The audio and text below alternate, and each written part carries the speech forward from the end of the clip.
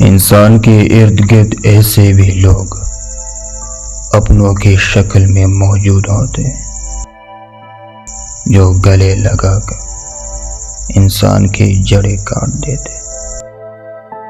انسان سخت مزاج تب بنتا ہے جب بہت سارے لوگ اس کے نرمی کا فائدہ اٹھا چکے ہوتے۔ لوگوں کو اچھا سمجھنا چھوڑ دے، کیونکہ لوگ اندر سے وہ نہیں ہوتے جو باہر سے دکھائی دیتے۔ کچھ رشتے اللہ تعالیٰ خود ختم کرواتا ہے تاکہ ہماری زندگی خراب نہ ہو سکے۔